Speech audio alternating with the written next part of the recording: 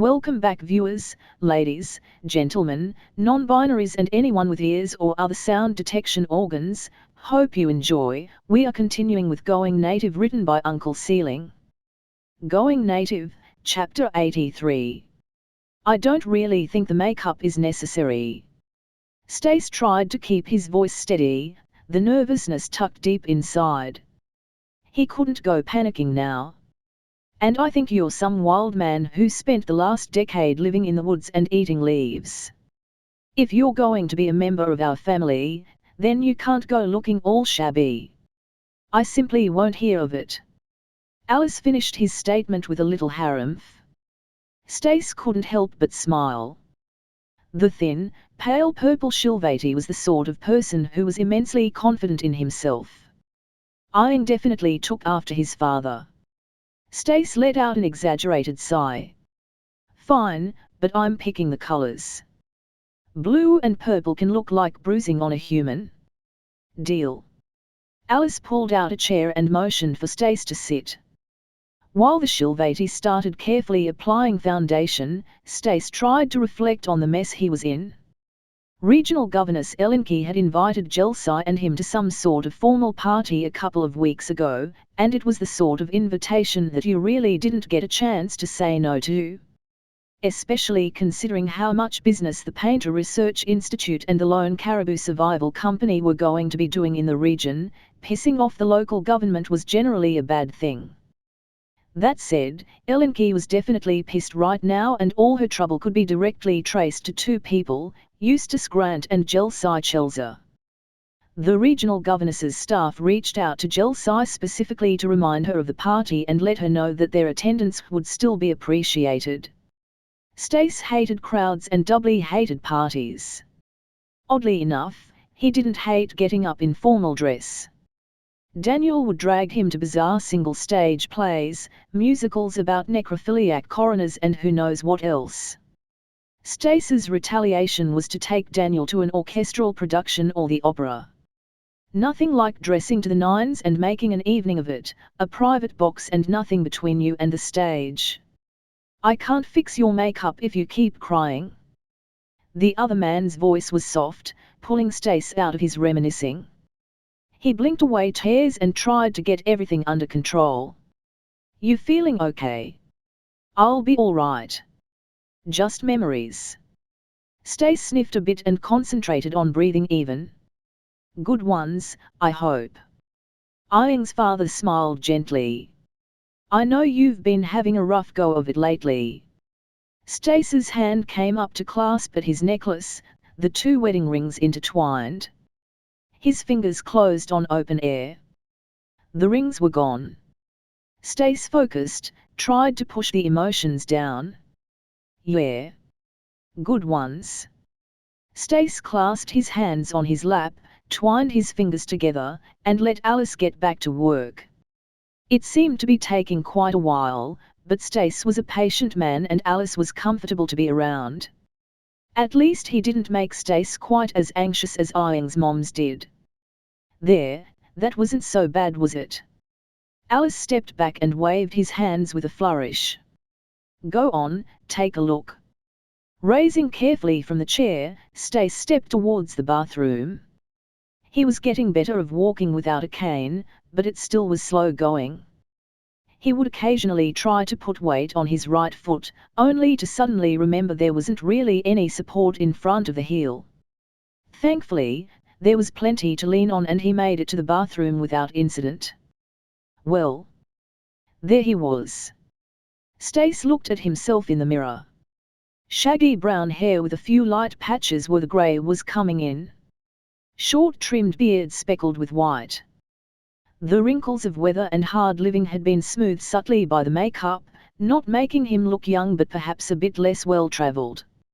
Some blush gave his face just a touch more vitality, helped hide the lingering effects of almost dying. Again. The eyeshadow was more dramatic, a pale purple drawing attention to shit. Stace couldn't deal with this right now. Not today. He pulled his eyes away from the reflection, the hazel left eye and the inky black of the right. Not bad considering the species barrier. Right. Alice's voice didn't quite crack, but he wasn't able to hide the nervousness there. He had obviously been expecting a very different reaction. It looks great. Stace turned and forced a smile. Really? You did an excellent job. I'm just in a bit of a mood. Alice stood in front of Stace, looking at the larger man critically. Nope, this won't do at all. Chin up. Turn your head to your right. Stace obliged with more than a little bit of confusion. When the Shilvati's thin arms wrapped around him, Stace couldn't help the snort of amusement. Alice didn't want his makeup smudged. Stace leaned forward a bit into the other man and held him tight for a few heartbeats. They both seemed to intuit when the hug had done its work and both released at the same time. That's better. Now your makeup looks perfect. Alice waved his hand and began walking towards the bedroom.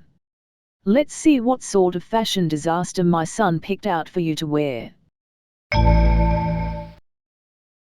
Jelsai pulled on her formal wear with a groan. She hated the damn thing.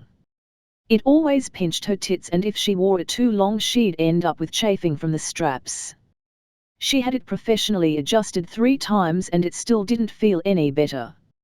Maybe Stace could look at it. Rumor was that he was a good tailor and it would be a good excuse to get his hands. She groaned in exasperation. The last thing Jelsai needed right now was to start fantasizing. If this was a regular party, sure. But with everything that had happened in the last week, Jelsai had a feeling that things were going to be a little stressful at the regional governess's mansion. In fact, Jelsai was going to make sure of it. Once she had finally managed to get squeezed into everything, Jelsai looked at herself in the mirror. No more long coat, but instead a shirt of fine dark grey silk. On top of it were glossy black armor plates, pauldrons on the shoulders and a breastplate with the insignia of the interior inlaid in gold over her heart. She wore black slacks with more armor plates around her hips. Buffed and polished tassets covered thigh and groin. Nothing on her butt, thank the goddess. This thing was uncomfortable enough without having to deal with ass flaps. A short cape, black with a bright purple lining, connected to the shoulders with a length of gold chain draping across her chest. Jelsai buckled on her glossy black boots and tucked her long white hair up inside her formal cap. While she would never win any style awards, it was fine for a party like this. She carefully took a badge, an elaborate rendition of the crest of House Chelsea in gold and silver, and clipped it onto the edge of her cape near her throat. The entire ride down the elevator to the first floor of the hotel, Jelsai couldn't stop fidgeting. She hadn't been on a date with Stace since the bar shooting. Despite his rough demeanor and need for independence, the human was still a male and could be surprisingly delicate. He had needed time to recover from his ordeal, and Jelsai didn't feel that their relationship was at the point where she could provide the support he needed. Though her heart and loins screamed in betrayal, Jelsai had stepped back and let Iing and Ellora do their thing. Now that she stood before the door to Stace's apartment, Jelsai could feel her nerve wavering. She couldn't call this off, didn't really want to, but it took far more effort than it should to give the door 3 quick raps with her knuckles.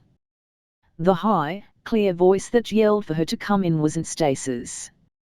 Alice must be in there with him. The Elbrook family were leaving within the next couple of hours, but it made sense they'd want to visit Stace first. Jelsai managed 2 steps into the room, Pomda Tara running up to dance at her legs, before she stopped and stared. Alice was putting the finishing touches on Stace's outfit, and it looked amazing. The style was something that wouldn't look out of place at a party on Shill. As a civilian male, Stace's outfit wouldn't be armor like hers. Instead, it was delicate and properly masculine in a way that Jelsai had never seen a human dress. Stace's shirt, thing, Jelsai didn't know the terminology, was hunter green with darker green embroidery, almost black, down the sleeves in precise geometric patterns. A row of glossy dark buttons ran down the front, offset to one side. It clung to his chest and across the shoulders, and the left side of the shirt continued down to just past Stace's knee. The right side stopped at just below his waist, and the bottom hem of the garment swooped down dramatically from Stace's right to his left. His slacks and shoes were both black, and he even had a new cane for the occasion. It appeared to be a thin rod of purple shill metal with the grip made from a piece of antler. The cane didn't match the outfit at all, but it did match Stace. The man smirked nervously as he looked Jelsai up and down. "I have to say, I'd rather be wearing what you've got on." "Want to trade?" "Nonsense, you look great." Alice, standing beside Stace, swung out an arm to lightly hit the human on the arm. "All you need to complete your look is some confidence and some arm candy." Alice's arm swung down to the small of Stace's back and gave the man a gentle push. "More than great." Jelsai cleared her throat. "You look amazing. I am going to have to deal with a lot of jealous women tonight." Stace's face flushed at the compliment, and Jelsai could feel her own skin starting to heat up. "I was sort of looking for a little less attention than that." "Don't worry, you'll be safe. I'll be there and security is going to be tight. Worst you'll have to deal with is maybe a lewd comment or two." Jelsai put on her best, staring down a suspect face. "And if that happens, I will make sure it doesn't happen again." Stace's smile seemed nervous, but he walked over to join her at the door. "Lead the way, then." The shuttle ride from the Painter Research Institute to Denver Interstellar Airport was short and pleasant. Stace filled Jelsai in on the business side of things, explaining his new company and how it was going to come up with solutions to living anywhere. His ideas were clearly centered around Nix, but she noted with pride that Stace never mentioned Nix or the project directly. He was keeping it vague and hypothetical, just in case the shuttle wasn't secure. Once the craft had landed and the door opened, Jelsai stayed slightly behind Stace, keeping a hand on his waist as they stepped down the ramp. In theory, it was to keep him steady, but really she just wanted him where she could see him. The look on his face as they approached their vehicle for the drive to the governess's manor was priceless. He was slack-jawed, eyes wide. She loved that she could do this for him, give him such a complete sense of wonderment. Stace was at his most beautiful at moments like these. "Is that a 31? He stepped around the vehicle carefully, inspecting the white wall tires, the large flared fenders and the pointed hood. He observed the spare tire mounted on the running board and ran fingers along the cloth top. When Stace returned to the nose of the vehicle, Jelsai was reminded of a small bird, inspecting its reflection on the chromed radiator grille. Stace used a single finger of his left hand to lightly trace the shape of the chrome hood ornament, a woman leaning into the wind, arms outstretched and hair trailing behind her. "If this is a reproduction, it's the best one I've ever seen. The dimensions are a little off, but the look is perfect for a Series 8. That same finger delicately stroked the burgundy paint. "It's not quite a reproduction. Jelsai licensed out the design and has a shop producing these slightly upscaled models. More comfortable for Shill, and it gives space for a more powerful engine and some better safety gear. This one is internal combustion, but most of the ones Jelsai has been selling are electric." Jelsai stepped to the passenger side door and opened it for Stace. He carefully climbed onto the soft leather bench seat and buckled himself in while Jelsai ran around the back of the car. She took a moment to pump her fist and grin while out of view as she made her way to the driver's side door. Score 1 for Jelsai. As their short drive began, Stace seemed to be enthralled by their ride. He bounced along with a grin on his face. However, once they were more settled, his nervousness became obvious. Jelsai tried to think of a topic of discussion to distract him, but Stace spoke first. "I never thanked you. For saving me, I mean." His voice was quiet, but she could still pick it up. Improved soundproofing was one of the major changes Jelsai's engineers had made, or Jelsai might have missed the words. You don't have to thank me. I'm just mad we couldn't help you sooner. Jelsai sighed. I can't believe things have gotten so bad here. The militia is supposed to be helping, not. Wasn't my first time spending a night in jail. Stace smirked, though the smile didn't quite reach his eyes. Still, thank you. Just remember, it's your turn to save me next time. That earned Jelsai a laugh from the human next to her. The rest of the drive was comfortable and easy. So if there is anything House Orlon can ever do for you, Eustace, know that all you have to do is ask. We know how to show our appreciation. Stace smiled and nodded politely, pointedly ignoring the woman's hands as she turned his fist bump into a two-handed caress. He wasn't sure how much more he could take of this. This was the fifth noble that had come to speak to him since the party started, and it was largely all the same. Jelsai coughed politely, drawing the noble woman's attention. She released Stace's hand and he brought it down, putting his left on top of his right and leaning on the cane in front of him. Eustace. Stace flinched slightly, turning away from the woman in front of him to the new challenger approaching. This Shilvati was large, her body thick-set and overly adorned with golden jewelry. A girl followed behind, the matching clothing hanging unimpressively from her lanky frame. If she was human, Stace would have put the woman in front in her 40s, the girl at a young-looking 20, if that. It's so good to see you again. I don't recall us meeting. My apologies. Oh, it's no trouble. You were unconscious at the time. The woman turned to Jelsai. Inspector Chelza, it is good to see you again. I hope you don't mind, but I do have some pressing business with you. I am sure Eustace will be fine in my daughter's capable hands.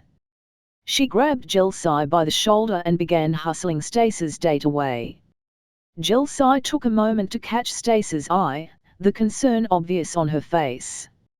He nodded and smiled back. He would be fine. Stace turned to look at the young woman in front of him. Her face was a deep blue, clearly embarrassed by what happened. He decided to put her out of her misery. Hello, I'm Eustace Grant. He held out his fist for a bump and received something vaguely resembling a bump in reply. This girl was so nervous it was honestly making him anxious. I am sorry, but I don't think I caught your name. Oh, yeah. Dali Elenki. That was my mother. The governess. You're the one that sent me my puppy. Stace plastered on his friendliest smile. You like her? Dali finally seemed to overcome some of her nervousness. She's from the same litter as a dog my father got. He seemed to like her so much that I thought it would be the best gift for a guy. She's wonderful. Even tried to protect me when, he couldn't finish the sentence. Stace had tried to forget what had happened in the hotel. Now the pair stood awkwardly, trying not to meet each other's eyes. Stace tried to ignore the ache in his stump. His spare leg wasn't nearly as broken in as the old one had been. He shifted his weight, trying to remove some of the pressure. Would you like to sit down? There are some tables over there. Dali pointed near the edge of the room, to the side of the dance floor. That would actually be great. Thank you. The moment Jelsai and Regional Governess Elenki were in the private room, Elenki's face filled with fury. She pulled a pen-like device from her pocket and clicked the button angrily, activating it and creating a high-tech bubble that would ruin any attempts to record the conversation. I told you to give me 4 spies. Instead you gave me 0 spies and made a mockery of everything I have done here. Spittle flew from Elenki's mouth as she barked at Jelsai. We narrowed the suspects down to a single human, who unfortunately left the premises before he could be apprehended. Right. Because you ignored orders. Jelsai could hear the governess's knuckles pop as she made a fist. I didn't tell you to keep investigating. I told you to grab me for spies. You failed me. With all due respect, you're not my boss. While I can understand your need to maintain certain optics, I am not about to collect random civilians to satisfy your bloodlust. Jelsai tried to remain calm. It was important that she listen carefully, stay in control of her emotions, and hopefully let Elinki hang herself. Right. House Chelza. You love humans, even if that means betraying the Shilvati Empire by ignoring your betters. I know a lot about House Chelza. Bel Ac Alent gave me plenty of insights into your little clan before she fled off-world. The look on Elinki's face went from rage to a sort of predatory calm. Jelsai felt her palms moisten with sweat. Something was wrong. But that's okay. I have a solution. I told you to get me 4 spies, but you didn't. So I picked out 4 of my own. Elinki raised a single fat finger. Samuel Forsyth worked as a member of the intelligence community before Liberation Day. He's undoubtedly a spy. I foresee a short trial and a firing squad in his future. Another finger raised, joining the first. Sammy Painter. It's married to a spy, so of course it's also a spy. A third finger. Jessica White. Her dad was a terrorist, so it makes sense that she would be too. That makes 3. The regional governess let out a theatrical hum, obviously enjoying the discomfort she was squeezing out of Jelsai. You know, everything that has happened in my region recently, all the troubles that have fallen on my lap, seem to have a common male who just happens to get involved. Eustace Grant is important to you, isn't he? The grin on the governess's face was sickening. It took every gram of self-control for Jelsai to not strangle this woman as she raised a 4th finger. Since you care about him so much, I will let you watch him hang. End of chapter. If you enjoyed, like, subscribe, click the bell so you don't miss any episode and do all the other YouTube stuff, visit and support the author, and I'll see you next time. If you didn't enjoy, comment on what I can do better. And as usual, have a wonderful day.